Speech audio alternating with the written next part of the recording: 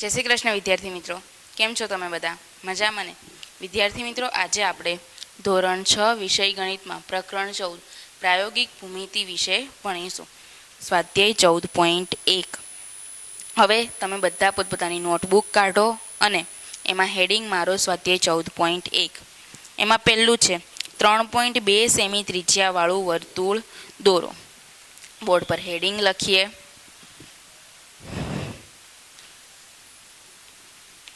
स्वाध्याय 14.1 एमां पहेलो सवाल आपेलो छे आपणने के 3.2 सेमी त्रिज्यावाळुं वर्तुळ दोरो। तो विद्यार्थी मित्रों, तमे बधा पोतपोतानुं परिकर अने मापपट्टी लो। हवे परिकर अने मापपट्टी लीधा पछी तमने खबर छे कि आपणे मापपट्टी पर सौथी पहेला परिकरथी माप लेवुं पड़शे। मापपट्टी लेवानी छे, एमां 3.2 सेमी माप लेवानुं छे। तो मापपट्टी में 3 अने पछी एना पछी 2 आंका लो। 3.2 सेमी एटले के 3.2 सुधीनुं माप लो परिकरनी मददथी। हूँ बोर्ड पर माप लઉં છું, તમે જુઓ પરિકરથી।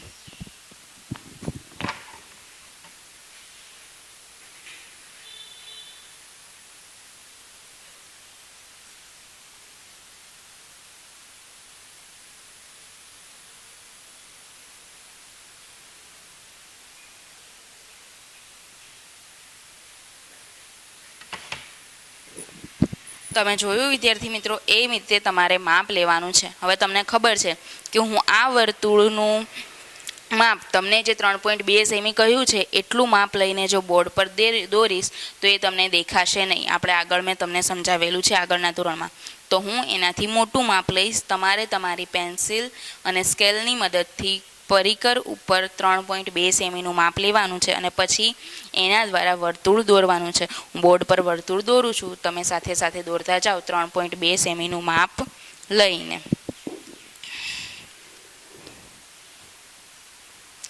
पेला आवी रीतना वच्चे एनुं बिंदु दर्शावी देवानुं छे। सौथी पहेला एनुं बिंदु दर्शावी देवानुं, तमे अहींया जोई शको छो। अने आ बिंदुने आपणे नाम आपीशुं P। हवे त्यार पछी आगळ दोरीशुं। बिंदु परथी परिकर फरवुं जोईए नहीं।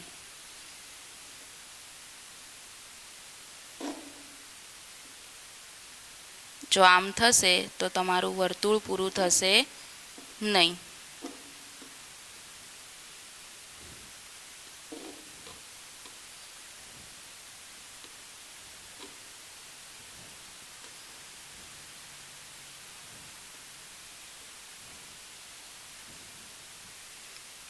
આવી રીતે તમારે વર્તુળ આખું પૂરું કરવાનું છે। તમે જોઈ શકો છો કે જો વર્તુળ પરથી માપ હલશે તો આખું વર્તુળ પૂરું થશે નહીં। પરિકરથી માપ હલવું જોઈએ નહીં। આટલું કર્યા પછી તમારે જ્યાં પી બિંદુ દર્શાવેલું છે ત્યાંથી કોઈ પણ એક બાજુ સીધો રેખાખંડ દોરી લેવાનો। રેખાખંડ દોરવા માટે પણ સ્કેલનો જ ઉપયોગ કરવાનો છે।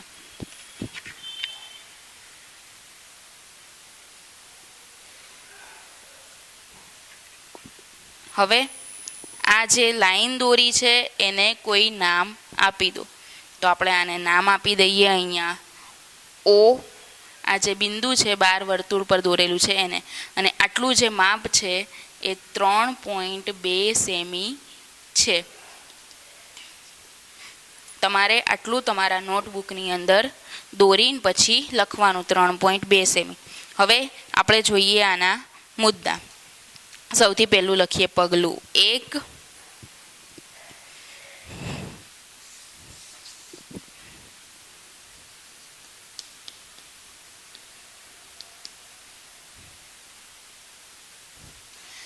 સૌથી પહેલા વિદ્યાર્થી મિત્રો આપણે શું કર્યું?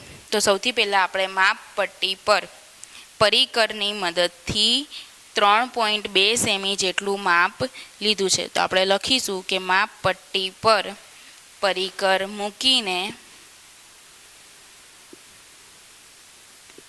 मापपट्टी पर परिकर द्वारा 3.2 સેમીનું માપ લો.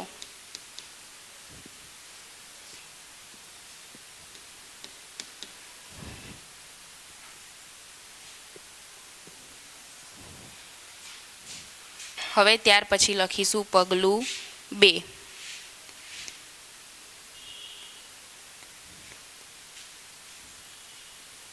પગલું 2 શું હતું વિદ્યાર્થી મિત્રો? તો આપણે કાગળ પર એક ટપકું મૂક્યું અને ત્યાંથી પછી આપણે માપ લઈને દોરવાની શરૂઆત કરી. તો લખીશું કાગળ પર તીક્ષ્ણ અણીવાળી પેન્સિલ વડે વર્તુળનું કેન્દ્ર જ્યાં લેવાનું છે ત્યાં એક બિંદુ દર્શાવો.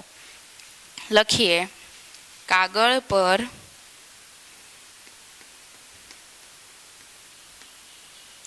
પેન્સિલ દ્વારા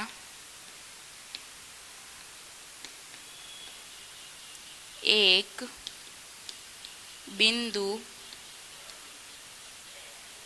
દોરો જેને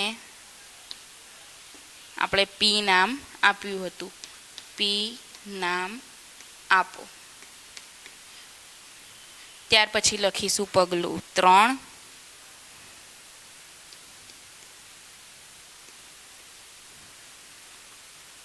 હવે પગલું 3 માં આપણે શું કર્યું હતું?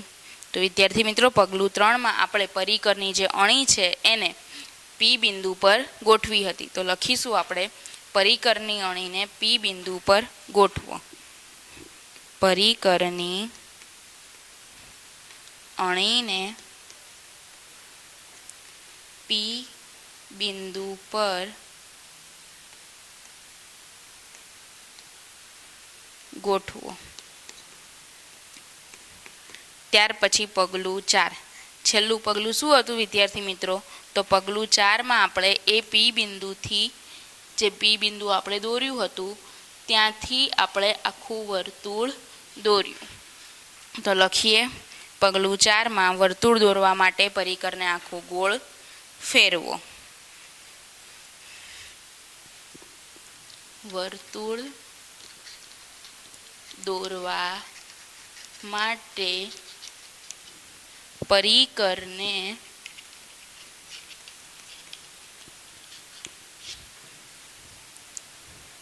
ગોળ ફેરવો. એક જ વારમાં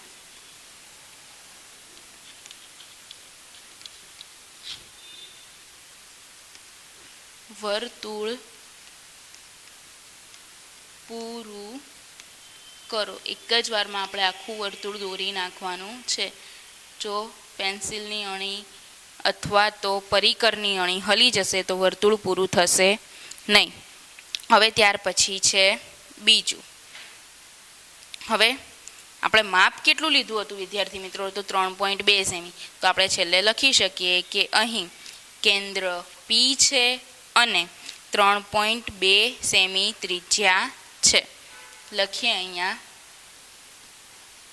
અહીં વર્તુળનું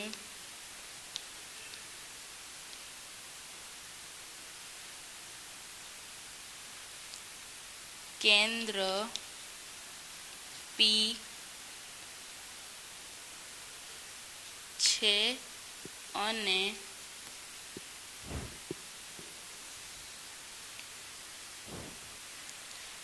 ત્રિજ્યા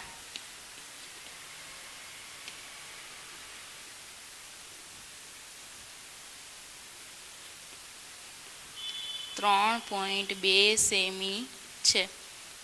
ત્રિજ્યા કોને કહેવાય વિદ્યાર્થી મિત્રો? એ તમને ખબર છે. વર્તુળના કેન્દ્રથી લઈને વર્તુળની બહારની સપાટી પર કોઈ પણ જગ્યાએ દોરેલું જે બિંદુ હોય ત્યાં બિંદુ સુધીની જે તમે સીધો રેખાખંડ દોરો છો એને વર્તુળની ત્રિજ્યા કહે છે.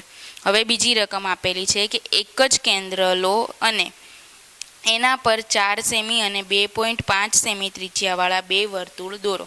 કેન્દ્ર એક જ રહેવા દેવાનું છે અને કેન્દ્ર બદલવાનું નથી, પરંતુ બે વર્તુળ દોરવાના છે. જોઈએ અહીંયા બીજું કેન્દ્ર એનું એ જ રાખવાનું છે. તો હું બોર્ડ પર પહેલાં એક કેન્દ્ર લઈને એના દ્વારા પછી આગળ વર્તુળ દોરીશ. માપ લઉં એ જોઈ લેજો બોર્ડ પર. પહેલાં 2.5 સેમી અને 4 સેમી બંનેનું માપના આધારે જે આપણે વર્તુળ દોરવાના છે એ માટેનું કેન્દ્ર દોરું છું.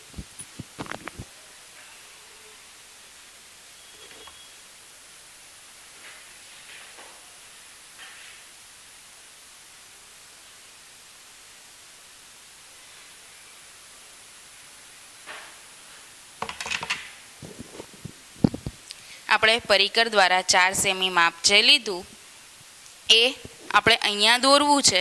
તો આપણે અહીંયા પહેલાં બિંદુ દોરીશું એક.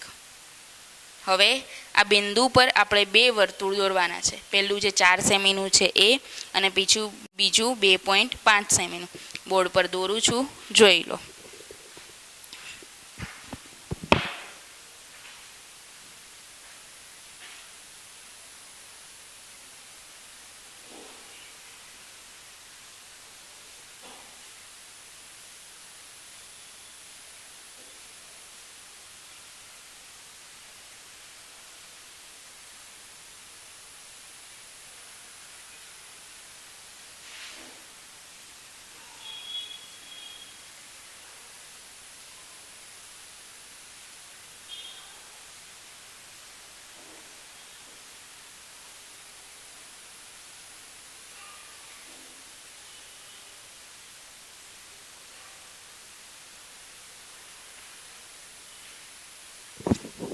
આ આપણે વિદ્યાર્થી મિત્રો 4 સેમીનું વર્તુળ દોર્યું. હવે ત્યાર પછી આપણે 2.5 સેમીનું વર્તુળ દોરવાનું છે. તો એ માટે માપ લઈશું.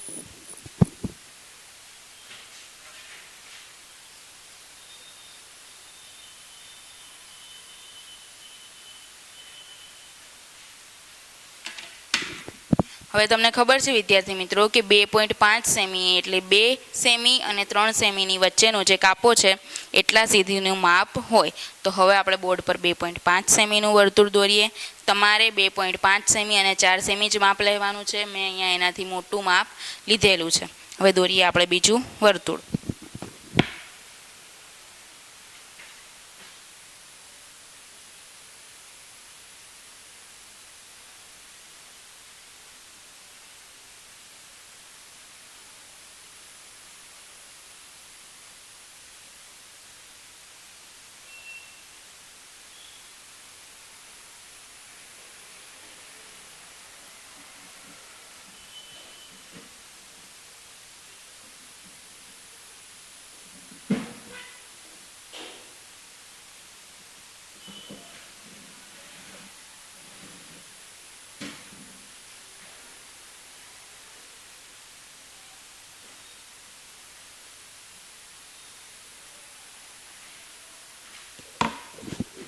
આપણે બંને વર્તુળ જોયા વિદ્યાર્થી મિત્રો. આપણે કેન્દ્ર એક જ રાખવાનું છે, કેન્દ્ર બદલવાનું નથી. એક જ કેન્દ્રમાં આપણે આ બંને વર્તુળ દોરવાના છે. હવે જે આપણે આ બંને વર્તુળ દોર્યા એ બંને વર્તુળ માટેની આપણે ત્રિજ્યાઓ દોરીશું. બંને વર્તુળની ત્રિજ્યાઓ અલગ અલગ દોરીશું. એક વર્તુળની એટલે કે પહેલા વર્તુળની 4.2 સેમી 4 સેમી અને બીજા વર્તુળની 2.5 સેમી. બંનેનું કેન્દ્ર એક જ છે. એ કેન્દ્રને પહેલાં નામ આપવાનું રહી ગયું છે. આપણે પહેલાં કેન્દ્રને નામ આપી દઈશું.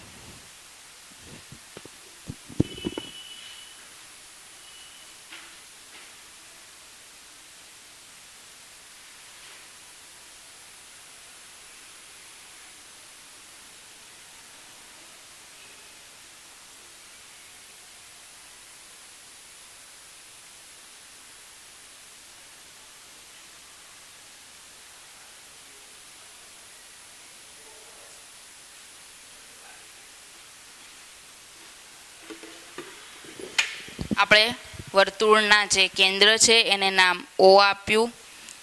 2.5 સેમી વર્તુળની ત્રિજ્યા અને 4 સેમી ત્રિજ્યા. આ બંનેને આપણે લખી દઈએ. 4 સેમીની 4 સેમી અને 2.5 સેમીમાં 2.5 સેમી માપ લખી દઈશું. આપણે 4 સેમીનું જે વર્તુળ દોર્યું હતું એની ત્રિજ્યા મોટી છે તો એને લખીશું 4 સેમી. આ 2.5 સેમીનું છે તો એને પણ લખી દઈએ. 2.5 સેમી. હવે આ જે બંને વર્તુળ છે એ બંને વર્તુળના આવી રીતે આપણે પગલાં લખવાના છે. સૌથી પહેલાં આપણે લખવાની શરૂઆત કરીશું પગલું 1. હવે જો વિદ્યાર્થી મિત્રો આપણે પગલું ના લખ્યું હોય તો પણ આપણને ખબર જ છે કે આપણે વર્તુળ કઈ રીતે દોરવાના છે, તો આપણે પગલું નથી લખતા, ડાયરેક્ટ જે આ છેલ્લો મુદ્દો હતો કે અહીં વર્તુળનું કેન્દ્ર પી છે અને ત્રિજ્યા 3.2 સેમી છે, જે આપણે પહેલાંમાં લખ્યું હતું એવી જ રીતે આપણે બીજા વર્તુળ માટે પણ લખી દઈએ, ફક્ત છેલ્લું જે જવાબ છે એ જ. કારણ કે પગલાં દરેકમાં એક સરખા જ આવશે. અહીંયા પગલાં કઈ રીતે થશે, તો અહીં લખીએ પગલાં. તો પગલું 1 થશે, માપપટ્ટી પર પરિકર દ્વારા સૌથી પહેલાં આપણે 4 સેમીનું વર્તુળ દોર્યું હતું, તો 4 સેમીનું માપ લો. પછી પગલું 2, કાગળ પર પેન્સિલ દ્વારા એક બિંદુ લો અને જેને ઓ નામ આપણો, જે નામ આપણે આપ્યું એ. પછી પગલું 3 કે પરિકરની અણી જે છે એને ઓ બિંદુ પર ગોઠવો. પગલું 4, વર્તુળ દોરવા માટે પરિકરને આપણે ગોળ ફેરવ્યું. પછી પગલું 5 આવશે. પગલું 5માં શું થશે, ફરી પરથી માપપટ્ટી પર પરિકર દ્વારા 2.5 સેમીનું માપ લો. પગલું 6, કાગળ પર જે પેન્સિલ છે એને બિંદુ પર ગોઠવો અને પછી 2.5 સેમીનું વર્તુળ દોરો. આના આ જ મુદ્દા ફરીથી રિપીટ થશે, એટલે આપણે ડાયરેક્ટ છેલ્લે જે જવાબ હતો એ જવાબ લખી દઈએ કે અહીં જે બહારનું જે વર્તુળ છે, મોટું વર્તુળ, એની ત્રિજ્યા 4 સેમી છે અને અંદરનું જે વર્તુળ છે એની ત્રિજ્યા 2.5 સેમી છે અને આ બંને વર્તુળનું કેન્દ્ર એક જ છે O. અને અંદરના વર્તુળની ત્રિજ્યા 2.5 સેમી છે અને આ બંને વર્તુળનું કેન્દ્ર